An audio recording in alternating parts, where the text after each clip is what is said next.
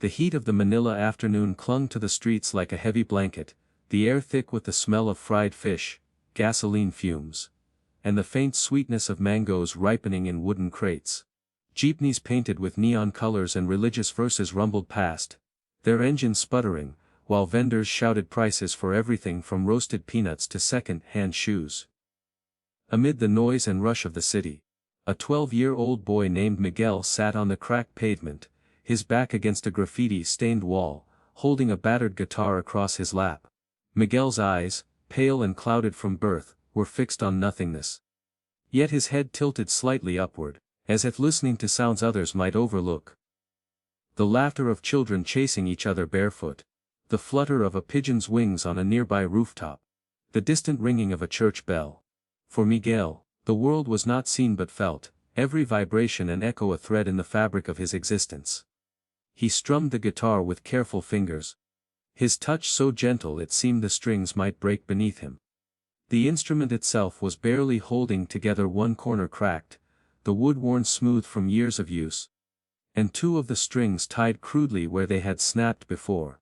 It had been a gift from an old neighbor, who once played in a local band, a man who had seen the boy's hunger for music, and decided he couldn't let that passion die with silence. And so, day after day, Miguel played. His voice rose above the honks of tricycles, and the chatter of passersby. Soft at first, then stronger, carrying a melody that didn't belong to the chaos around him. His song was not just entertainment, it was his family's lifeline. Coins clinked into a rusted tin can beside him, sometimes a few pesos, sometimes none at all. Each drop of metal was hope in physical form. Hope that meant his mother could buy rice that night or medicine for his little sister's cough. His mother, Aling Rosa, sat a few meters away on a low stool beside a basket of overripe bananas and guavas. Her hands, calloused from years of scrubbing laundry for wealthier families, busied themselves with peeling fruit and shouting, "Tatlong piso lang! Fresh na prutas!" But her eyes never strayed too long from her son. Every note he sang was a prayer whispered into the air, a plea that maybe, just maybe, someone would see him not just as another blind boy on the streets, but as something more. Miguel's blindness had shaped his life in countless ways. He never saw the colors of a sunrise over Manila Bay, nor the way his sister's smile could light up their one-room shack.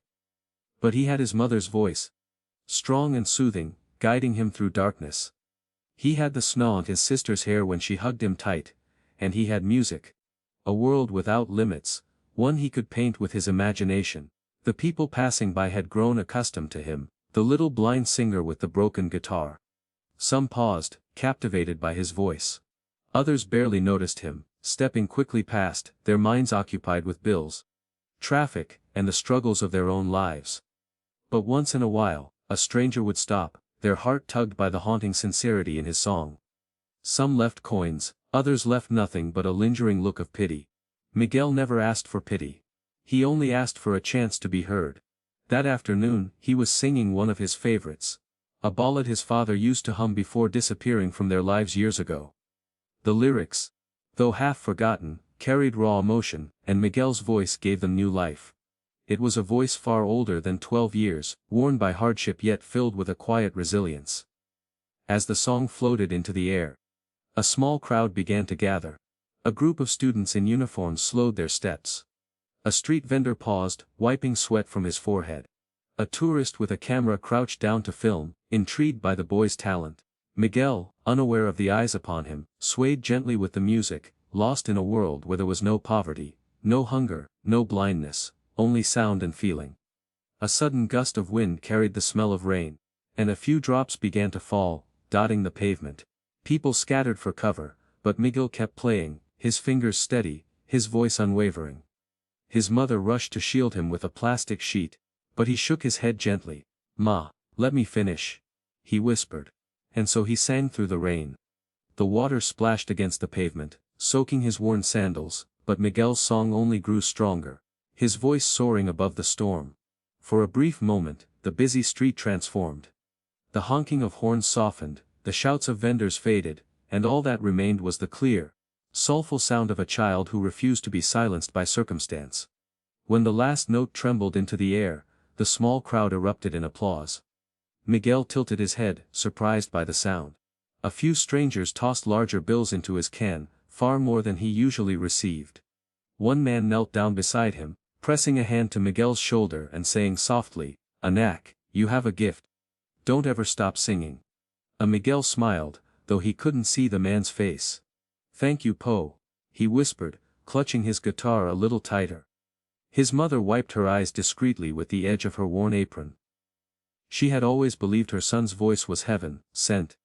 But hearing strangers say it too filled her with a mix of pride and fear.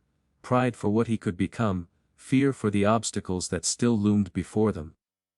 As the rain eased and the crowd dispersed, Miguel leaned back against the wall again, humming softly to himself. He didn't know that in the days ahead, the tourist's recording of his street performance would travel across oceans, lighting a path to a stage he had never dared to dream of. For now, all he knew was the feeling of music vibrating through his chest, the warmth of his mother's watchful presence, and the hope that tomorrow, someone else might stop to listen. And sometimes that was enough. The morning sun had just begun to climb above the rooftops of Tondo, its rays slipping through gaps in tin roofs and broken wooden planks. Inside a small, one-room shack where Miguel and his family lived, the air was already heavy with heat. The floor was made of rough cement, cracked in places, and the walls bore marks of years of poverty. Still, it was home. A place filled with love, laughter when they could afford it, and music when Miguel lifted his voice. On that particular day, Miguel sat cross-legged near the doorway, his guitar balanced on his lap. His little sister, Lisa, only 8 years old, leaned against him, listening quietly. She often became his audience, his biggest fan. Whenever he sang, her eyes sparkled with pride, as if she alone knew the depth of his gift. "Kuya, sing the one about the eagle again," she begged, tugging at his shirt. Miguel chuckled, ruffling her hair. "You mean the one Tay-Tay used to sing?" She nodded eagerly. So he sang, his clear voice echoing within the tiny shack, filling the space with warmth. Their mother Rosa hummed along while chopping vegetables for breakfast, mostly squash and string beans bought cheaply at the market. Life was simple, hard, but manageable. They had no savings, no luxuries, but they had each other. That afternoon, as the city buzzed outside, Rosa's old cell phone vibrated on the table. She wiped her hands on her apron and picked it up. The screen was cracked, and she often had trouble reading the small letters. But as she squinted, her eyes widened. The message wasn't from a neighbor or a relative. It was in English, formal and clear. "We have seen a video of your son, Miguel, singing on the streets of Manila. We would like to invite him to audition for America's Got Talent." Her heart stopped. She blinked, read it again, and then again, just to be sure. Her hands trembled so much the phone almost slipped. "Dios co," she whispered. Miguel tilted his head. "What's wrong? Did something happen?" For a long moment, Rosa couldn't answer. Tears gathered in her eyes, and her voice shook as she knelt beside her son. "Anak, someone saw your video. They want you to audition in America." Miguel froze. "America? As in the place with big buildings, where the famous singers come from?" "Yes, Anak, that America." Liza clapped her hands, squealing. "Kuya! You'll be on TV!" Like the stars we watch on the neighbor's television. But Rosa's excitement was tempered by a wave of fear. She knew the reality. Plane tickets, visas, food, lodging, these were impossible luxuries for them. She forced a smile for her children, but inside her heart ached. How could she tell them that dreams often demanded more than love alone could provide? Miguel sensed the hesitation in her voice. His ears were sharper than most, able to catch every shift in tone. "Ma," he said softly. "We don't have money for something like that, do we?" The words pierced Rosa's heart. She hugged him tightly, burying her face in his hair. "I don't know, Anak. I don't know how we could ever afford it." That night, sleep eluded them.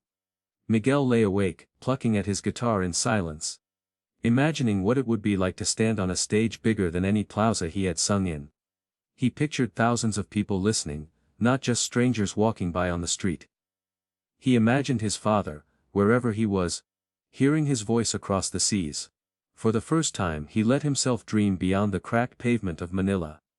But with every dream came doubt. Who would listen to a poor blind boy from the slums? Who would care about his song? Days passed, and the family carried on with life as usual. Miguel continued to sing on the streets, and Rosa continued to sell fruit, though the message burned in the back of her mind. The idea seemed impossible, almost laughable. America was for the rich, for those who could afford passports and visas, not for them. And then, everything changed. The tourist who had filmed Miguel's performance uploaded it to social media. Within hours it was shared hundreds of times. Within days, millions had seen it. The comments poured in. "This boy's voice gave me chills. He sings with so much soul. Someone get him on AG." People from all over the world wanted to know his story. They wanted to help. A Filipino community group in California started a fundraiser. Then another organization reached out, offering to cover the costs of his visa and travel. Strangers, people Miguel would never meet, began sending donations. The impossible began to shift into possible. One evening, as Rosa counted the pesos she had earned from a long day, a knock came at the door.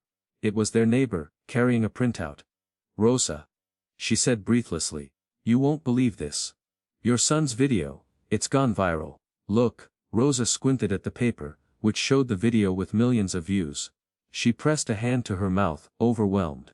"Why us? Why my Miguel?" she whispered. Miguel overheard and smiled faintly. "Maybe because God wants people to hear Ma." Weeks later, the family stood in a government office, papers in hand. Miguel clutched his mother's arm, nervous but excited. When the officer handed them stamped documents and said, "Approved," Rosa nearly collapsed with relief. They had visas. They had tickets. They were going to America. The night before their flight, the family gathered in their tiny shack. They shared a simple meal, fried fish, rice, and mangoes. Miguel held his guitar, playing softly. The room was filled with both fear and hope, like two rivers meeting in one current.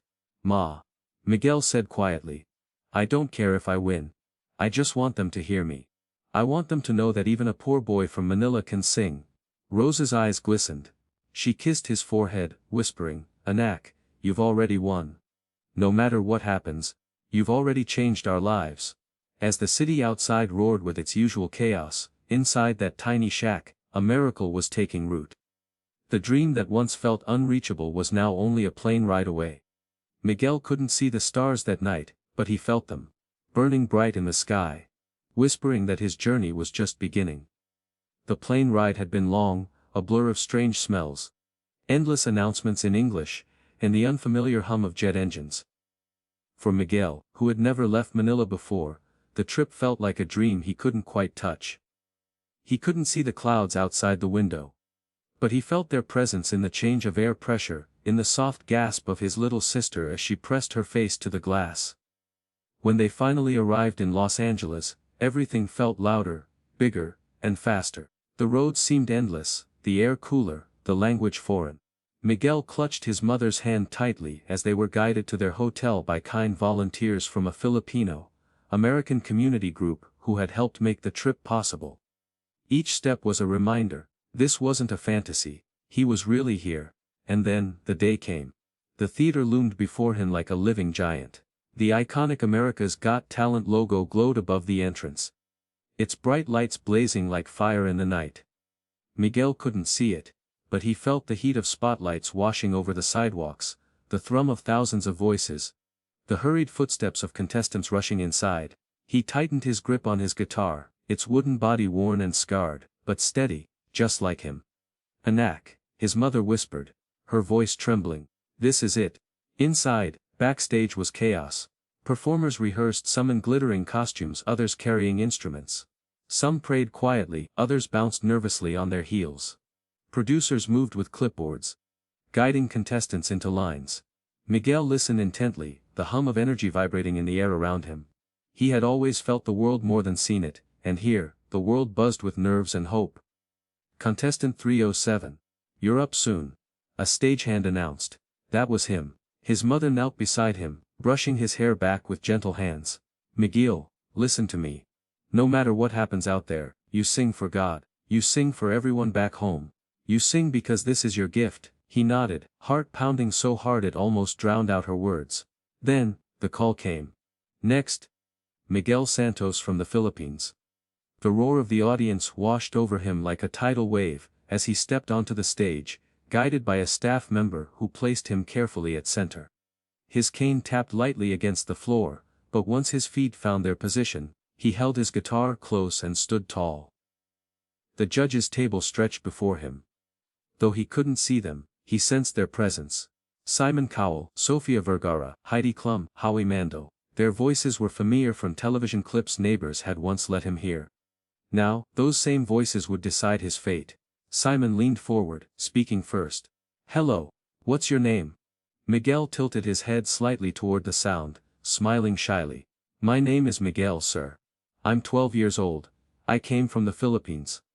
A murmur rippled through the audience, their hearts already touched by the boy's gentle tone. Sophia asked softly, "And what will you be doing for us today?" "I will sing and play guitar." Miguel replied, his accent lilting but clear. "I hope you like it." Simon studied him carefully. "Are you nervous?" "Yes, sir," Miguel admitted. "But also excited." Simon's voice softened, unusually kind. "Good, that means you care. Well, we're all listening. Whenever you're ready." The stage fell silent. Miguel adjusted the guitar strap, fingers trembling slightly as they found the strings. The first chord rang out, simple, pure. He closed his eyes. Though it made no difference. He had always sung in darkness, and here, surrounded by lights he couldn't see, he did the same. His voice rose, fragile at first, then strong, pouring into the cavernous theater.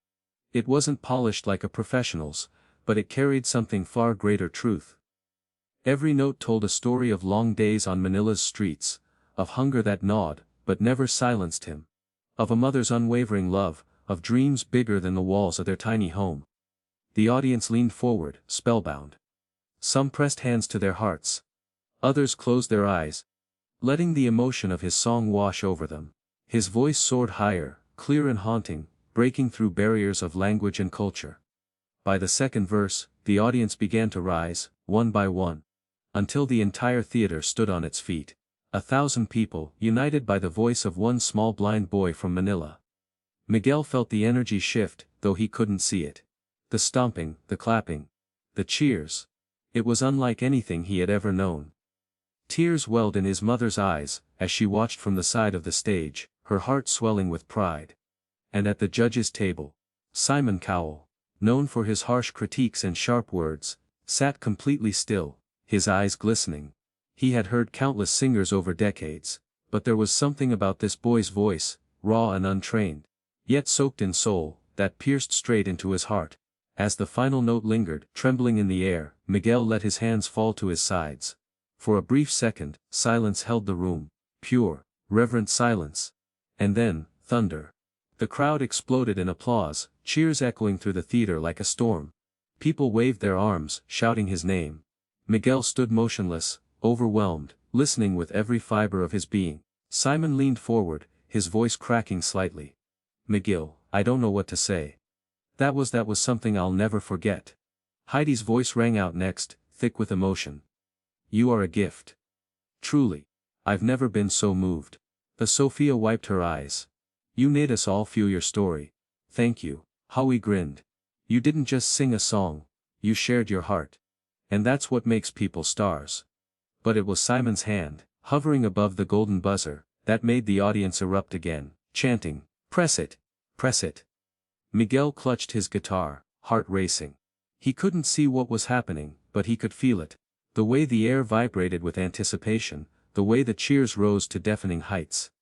And then, Simon pressed the button. The buzzer blared, and golden confetti rained from the ceiling, swirling like a storm of stars.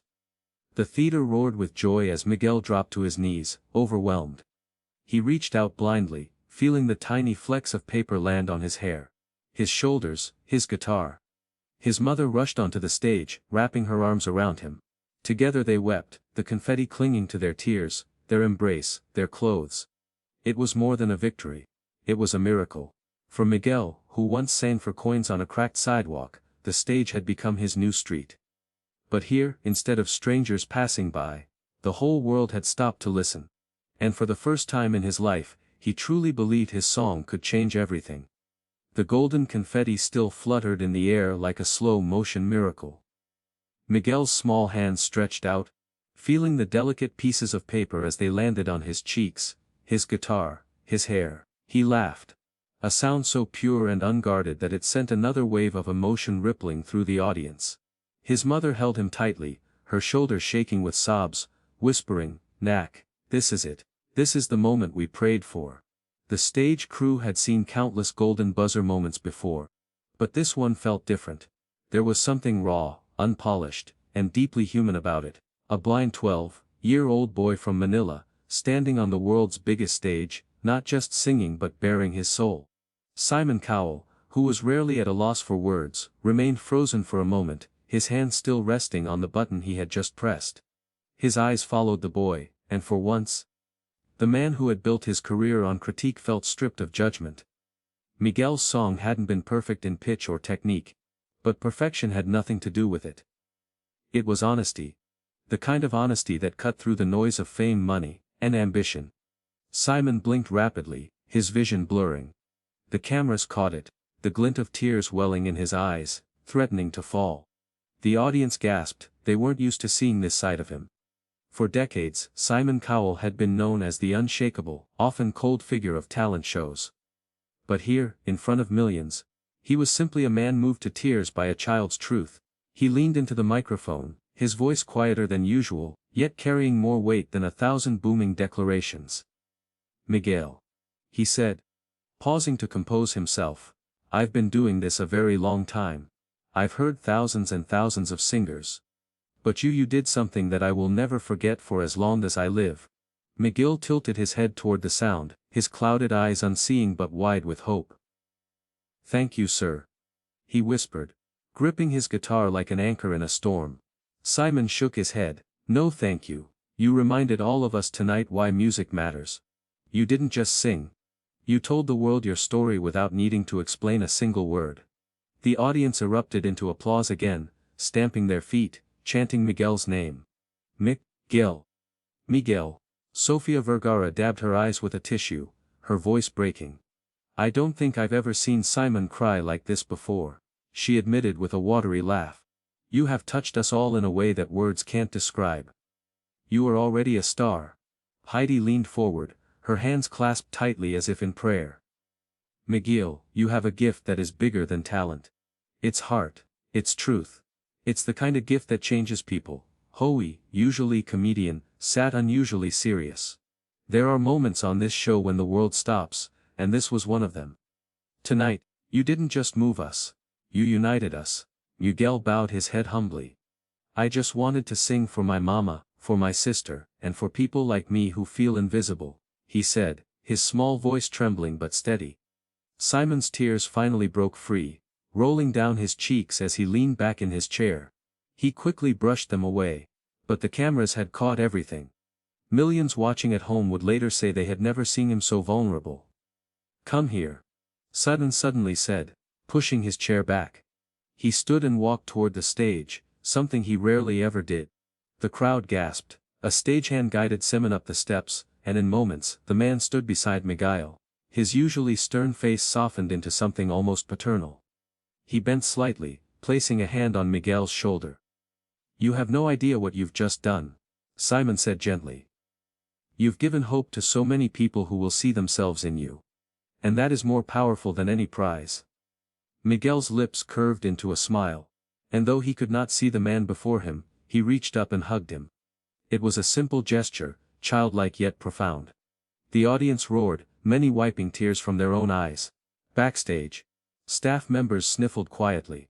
Even the camera operators, trained to remain steady and detached, found themselves swallowing lumps in their throats. Miguel's mother, Rosa, approached timidly. Her hand pressed over her heart. "Sir Simon," she whispered, her voice breaking, thank you for believing in my son." Simon turned to her, his face still streaked with tears. "It's not me, ma'am. It's him. He made us all believe tonight." The golden confetti continued to fall, now sticking to the stage floor in glittering piles. Miguel bent down, scooping a handful into his palm. He lifted it toward his face, feeling the texture, the weightlessness. "It feels like stars," he murmured. "Yes," his mother whispered, tears rolling down her cheeks. "Tonight, you are among the stars." The moment stretched on, etched into history. Viewers at home across the world sat in stunned silence, then in tears, then in applause within their living rooms. Social media lit up instantly, clips of Simon's tears spreading faster than wildfire. People who had never cared for talent shows suddenly found themselves sharing the video of a blind boy from the streets of Manila, who had melted the heart of the toughest judge in the world. But on that stage, none of the fame, none of the future mattered. What mattered was the here and now, a boy, his mother, and the man who had given him a chance. The host, Terry Crews, stepped forward, his booming voice filled with emotion. "Ladies and gentlemen, let's hear it one more time for Miguel Santos." The crowd erupted yet again, the sound of thousands of voices rising into one. Miguel lifted his chin, his face glowing with joy. For once in his life, he was not invisible, he was seen, heard, celebrated. Simon, still standing beside him, whispered quietly so only Miguel could hear. "Promise me you'll never stop singing." Miguel's answer was simple, but it carried the weight of a lifetime. "I promise." The lights dimmed as Miguel was led offstage. His mother's arm wrapped tightly around him, golden confetti still clinging to their clothes. Simon remained standing for a moment longer, his expression unreadable, then finally returned to his seat. He took a deep breath, as though trying to steady himself, but the tears still shimmered in his eyes. For all his years in the industry, for all the fame, the fortune, the power, Simon Cowell knew this was one of the rare moments when the show was no longer just entertainment. It was a reminder of humanity's capacity for resilience, for beauty, for connection. And in the heart of that reminder was Miguel. The boy who couldn't see the world, yet showed the world how to see. The theater was still buzzing when Miguel and his mother stepped offstage, golden confetti clinging to their hair and clothes. Backstage, staff members surrounded them, offering hugs, high fives, and words of encouragement. Miguel's little sister, Lisa, ran into his arms, squealing with pride. "Kuya! You did it! You made Simon cry," she shouted, her small arms wrapping tightly around him. Miguel laughed, still clutching his battered guitar. "Did I really?" he asked, tilting his head curiously. "Yes," Rosa whispered, her voice trembling with awe. The whole world saw it, the whole world felt it. In the days that followed, the video of Miguel's audition spread like wildfire. Within 24 hours, it had racked up millions of views online. Clips of Simon's tears circulated across social media, accompanied by captions like, "The boy who melted Simon Cowell's heart," and "From the streets of Manila to AGT's golden buzzer." News outlets in the United States, the Philippines, and far beyond ran stories about him. But beyond the headlines, what moved people most was not just Miguel's voice. It was his story. The blind boy who once sang on street corners for coins was now standing on one of the biggest stages in the world. He was no longer invisible. Letters and messages began to pour in.